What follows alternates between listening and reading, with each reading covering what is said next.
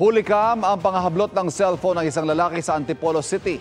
Ang suspect, nagpa-cash in sa e-wallet pero may masama palang pakay. Nakatutok si EJ Gomez. Sa kuha ng CCTV, kita ang pagbili ng lalaking ito sa isang tindahan sa Barangay de la Paz, Antipolo City, alas 10 ng gabi nitong Biyernes. Tumambay, umalis, pagbalik may suot na helmet para magpa-cash in sa online wallet. Kwento ng tindera, angkas ng isang motor ang suspect na inakala niyang pasahero ng isang motorcycle taxi riding app. Nagpa-cash in po siya ng 50 pesos and then nung nasend ko na po, sabi niya po kung pwedeng picturean niya daw po yung resibo. Tapos nung pinakita ko na po sa kanya, dun niya na po in-snatch po yung phone ko. Sinubukan daw habulin ng barangay ang mga suspect. Hinabol po nila hanggang sa taktak nila nahabol kasi sobrang tulin po ng takbo ng motor.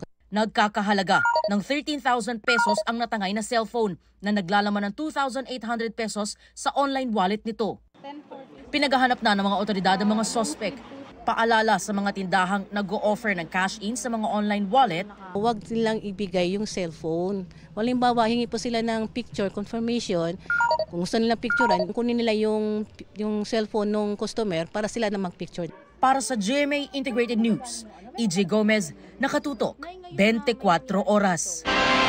Mga kapuso, patuloy na tumutok sa mga balita. Mag-subscribe sa GMA Integrated News sa YouTube.